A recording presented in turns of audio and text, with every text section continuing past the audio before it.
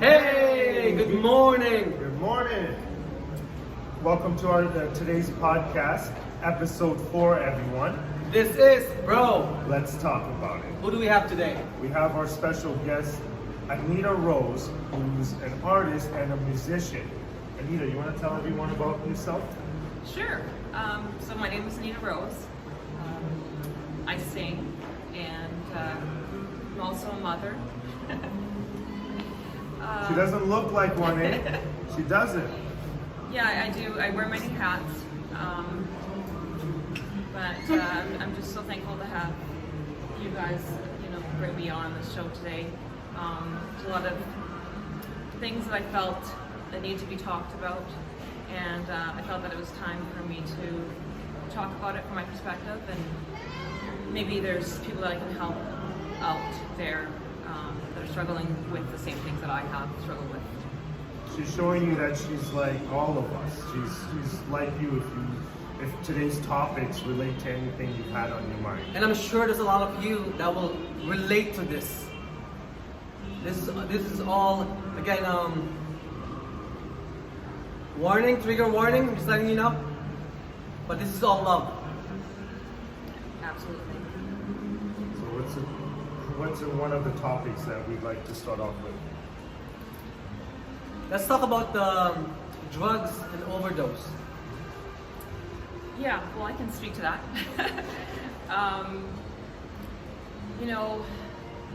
A lot of times we're afraid to reach out for help. We're dealing with things in our life, and there's a lot of shame around this, especially in our culture. Dealing with some deep-seated issues, and you feel like there's nowhere to turn to at times. And I dealt with drug abuse. It was quite a long battle, but doing well today. I had a really rough time there, and the last step, or I guess the straw that broke the camel's back, was when I almost died from it, and so that pretty much woke me up. I was in a rec center actually, and went to the bathroom stall because I was hyperventilating and to feel myself transitioning, going in and out of consciousness, and locked myself in the bathroom stall. And we all have a lot of pride, so I thought, if I'm going out, no one's going to see me go out like this. So yeah, I literally was brought to my knees. I physically couldn't stand, and there I was just basically begging for my life, praying to God. I'm a believer, so there was. What did you ask? Like when you were in that state of shock or state of mind, or in wherever you were at that point, what were you asking for? I just wanted to live. Like, prior to that, it was like I could, take this life or leave this life. It wasn't an issue for me. And in that moment, it was everything. Like, my life, they say your life flashes before your eyes, and that's exactly what happened. I have kids, I'm someone's child, I'm a sister, I'm an aunt, and you think of those things, right? And so at that moment, I was like, I have to live. Like, this is not how I'm going home. And like I said, I was in and out of consciousness, smacked myself a couple times. And I must have been in there for maybe a couple hours, but finally got the strength to get up, wash my face, cold water, look myself in the eye and say, you got this, girl, you got this. I'm still shaking, eyes were dilated and hot, cold sweats. Could barely stand, but that was it for me, and I knew, like, no, this is not me, you're better than this. And I just, wow, it's such a hard place to be in, but it was a necessary place. I had to go there to we go through things in life, you know what I mean? And it makes us who we are. Obviously, I don't wish this on anybody, but sometimes you have to be brought to a place and humbled, you know, and that's exactly what happened that day. And I just want to let everyone know that, you know, there is hope on the other side. You realize how much you want to live when you're dying. You know, when you're feeling yourself die and you're feeling yourself shut down and your vitals and everything. Everything in you is fighting and saying, I don't want to die. I want to live. And that's one of the topics and motivation. Like, motivation starts within yourself. You have to be this strong to know you can break through these things. Yeah. Support is always nice, but if you do it for yourself, you look yourself in the mirror, just like she did. She fought. That's going to make the biggest difference, you know? Believe in yourself, and it will better you. Absolutely, and it is a fight. You know, I would be lying to you if I said that it's a cakewalk. You know, you can get yourself clean and you can walk right out of there. You know, there may be times of relapse, there might be moments of weakness. But you just have to realize what's important to you. You know what I mean? For me, it was my kids and how they were going to be. Afterwards, wherever they're going to be placed, who is going to be caring for them, all these things you think about, and you know, in the end, that's what really kind of made me snap out of it. And obviously, you know, my life flashing before my eyes.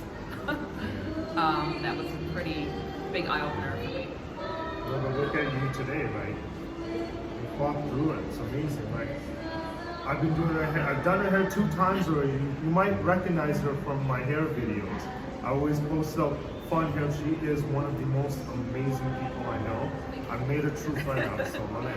Every time I do your hair, I do have a blast. Right? Yeah. Like, she motivates me to do good. So, you know, once you get through that process, you help people, you build up, you build something. You know? Yeah, absolutely. And I'm so blessed to have met you and you as well. You know, it's amazing what, you know, people that we meet in our lives, and sometimes you meet people at a crucial point in your life, and it just, I don't know, it's like the missing piece of the puzzle, you know, and it helps you get through life. And yeah, I'm so thankful. Honestly, to me, most of the people we meet are angels in disguise. Like, that's the truth. They're gonna help. Either they're gonna slow us down in our path, or they're gonna boost us, like put value in our life. So Yeah. that's very true. But yeah, wow, that's a woman, a strong woman right there. Yeah, I mean, and strength, like, sometimes you don't know you have it in you, you know? Because in those moments you do feel weak. But you find that strength because you have other things to think about, you know? You get out of yourself and you think of your family. And yeah, so I'm just so thankful to be here, like here as an alive and here in this moment. You know, it's huge.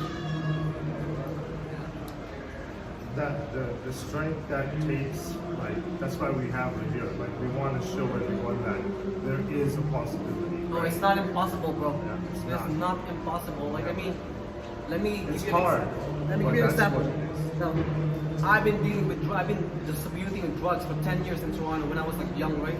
And we even went to jail for that. It's so, to all the drug dealers watching this, it's easy money, yes it is, but you are destroying lives. You are putting kids in the foster homes. That's what you're doing. You know what I'm saying? If you really, really gotta think about, you're basically giving the bullet to kill themselves. That's what you're doing. This is why I stopped, because I've seen what it happened, what's doing to my people. That's the reason why I stopped. You know what I'm saying? And if you are dealing, that is not your final destination as a person. You know what I'm saying? You can take all those skills and apply it Oh, to yeah. real life stuff. Like legit. You're a real hustler. you can make it work for yourself without having to hurt people. If you have all that street knowledge, like this is what for example, I took all that street knowledge and put it on legitimate businesses back home. Because you already have business mind, you have that business mindset. You know what I'm saying? That's why that is not your final, as a drug dealer, that is not your final destination. That is not the, don't listen to that, to the people what, oh, you're gonna be a drug dealer for the rest of your life. No, you're not.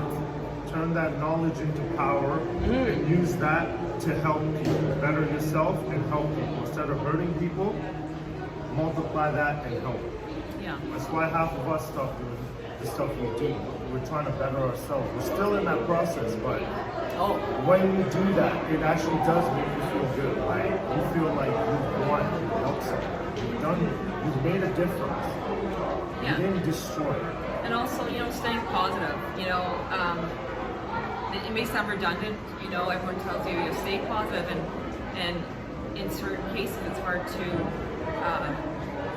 be positive, but you always have to find some positivity. I feel like there's positive. You can find positivity in any situation. You know what I mean? You just have to keep your eyes open. It's also being aware of what you need to work on as a person. It's so easy to stay positive. People will say stay positive, blah, blah, blah. But yeah, I mean, what are you really working on as a person? It's good to be aware, to take accountability for your actions. In order to heal, you gotta know all that. And you gotta have supportive people around you. Yeah, that's huge. That is huge. When I was going through a depression 2 years ago because my mom had breast cancer, I was going through a divorce, I lost $500,000 of my investments, I lost custody of my daughter. This was happening in the same month, December, right? And thank God I had 3 supportive friends with me. Well, I gotta prove myself. And that's all you need, you know what I mean? If you have 3 supportive friends and they're there for you, they got your back. Oh yeah. 3 is perfect. Really. What else, guys? What up? That was a really good topic. So hopefully that is helping some of you guys out. If it is, please, we'd like to hear from you, right? Like there's always a common place where if you want to bring up these things, or we've done something that touched up on the topics we talk about, please hit us up. Yeah, and sorry, just to wrap up that topic there. Get rid of the shame. You know what I mean? For me, it was a bit of ego, right? You didn't want to admit that there is an issue, there's a problem. No, I got this. I can take care of it. I can handle it. I got it. But sometimes you need help from human. We're not robots, and sometimes we just need to reach out. At this point, if I could help anybody through my story, that'd be amazing. I was having some concerns if I should even bring this topic up, but I thought, you know what, get yourself out of it. It's bigger than you, and speak the truth, because there's other people out there that have went through the same things I've gone through. So it helps to talk. And don't be afraid to seek help, guys. Don't. You know what I'm saying? Don't never be afraid. There's always people that love you. They'll listen. There are people who will listen and help, but do try to get that power from within to ask. If you need us, we're here. What else topics do we got on the list today, guys? Good thing was... Let's talk about marriage. Let's talk about marriage, commitment, having a baby. Because what I've seen so far in the industry, especially social media, people are posting their business on social media. I don't know why. If you're in a relationship, keep your relationship off social media.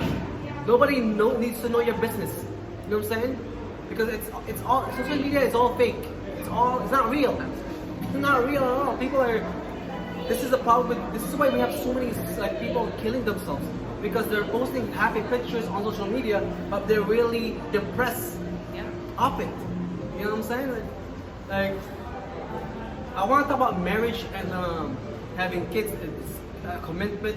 It's a commitment thing, because I don't know if you know, Daniel is an artist and the baby is a rapper.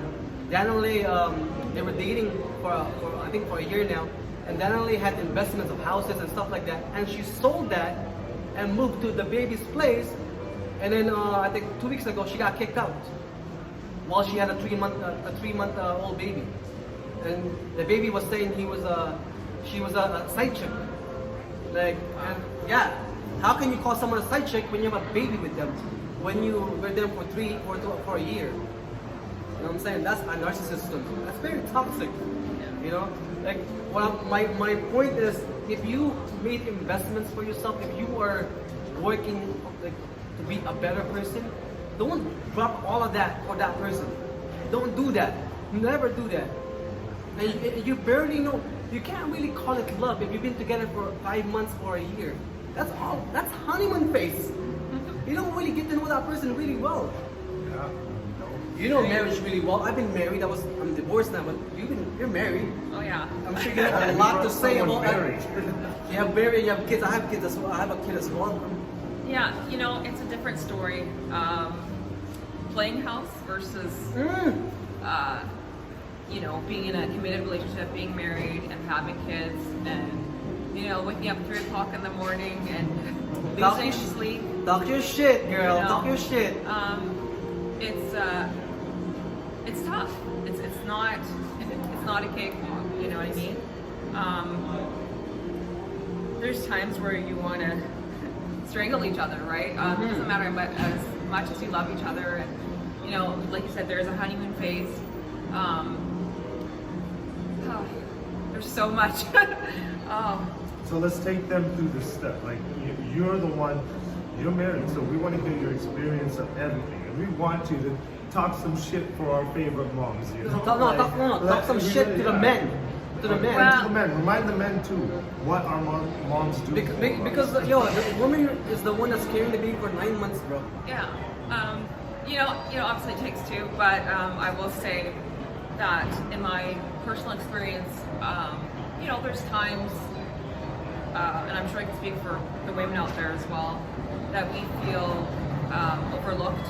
You know, we're cooking and cleaning, whether we stay at home with the kids full time or whether we do that part time and we work. It's been said before, but we come home and our job is not done. You know, when the kids are sick at 3 in the morning, and I don't want to, you know, throw my husband under the bus, but you know, he loves to sleep in, right? And I let him sometimes. He's a hardworking man, right? I will say that. But on our end, you know, it just doesn't end. We're cooking, we're cleaning, we're taking care of babies, we wear many hats, right? And sometimes it's nice to feel that we're appreciated, or even, you know, flowers are nice, you know, and just... They want appreciation, and you need to start showing appreciation, because what she's saying is this stuff becomes a daily task that they have to do, which deserves appreciation, because moms do a lot. Yeah. I'm gonna be honest. Moms are the strongest people in the world. Well, thank you. People don't know that. I have a single mom. My mom raised us a single mother, 2 of us. You know what I'm saying? They're the strongest people in the world. People don't realize that. The mom's job is not just like a walk in the park. No, it's not. People don't know that. It takes a lot, and you know, there's so much pressure put on, you know, both men and women, right? Like, social media paints a picture, and a lot of us try to live up to that, and most of the time it's not realistic. That's really not. There's actually a really good saying for that. A picture is worth 1,000 words, but lately everybody gets the negative idea of everything. They don't interpret the picture in every direction. They don't stand there to appreciate or understand. So I think we should all start doing that, you know? Before you judge the picture, take a really good look at it. Yeah, and you know, everyone's gonna have an opinion, you know what I mean? That's what they're for. I feel like you really need to be true to yourself, because yeah, someone's gonna say something about you, whether you're following your dreams or whether you put your dreams aside to, you know, follow your husband and get his beck and call. You know what I mean? So you just gotta stay true to yourself. It's really important. And be mindful who you have a baby with. Yeah. Remember, like, you know what I'm saying? It's easy to make a child. That's the easiest way, but raising them is another story. You know? Yeah. That's good, and like let the ladies know, like appreciation is one of the stuff they do deserve, but they should also treat themselves. Don't be afraid to Yeah. treat yourself. You know, you That's- can be greedy. That's a And I good. told you that last time. Yeah. Be greedy. You deserve it. It's a good reminder, you know, because oftentimes we are so worried about our husband's needs being met, the house being clean, the children or child being taken care of, you know, and we neglect ourselves. I know that I have, you know, at times fallen into that rut, and it takes some people sometimes to remind you, some good people, right? And which I'm thankful for you guys, because, you know, you get so stuck in that place sometimes of just being mom, that role of just being mom, where you're so much more. You know what I mean? Before you were a mom, you were, you know, a singer or actress or wanting to be somebody or something, wanting to do something. So you have to remember that, you know, and go back to that place when you're feeling lost. That what did you want to become when you were a child before you had kids? And that's a really good grounder for me when I'm feeling outside my body and the world is, you know, chaotic. I go back to that little girl, you know, that child, and it was just singing, right, for me. Whatever it is for you, just go back to that, and that will help ground you. Trust me, it works. That's very true. Actually, I agree with that. It's just like a plan B while you're trying to figure yourself out. So that is actually a really good one, because I relate to that. And that's what I do. Go back to being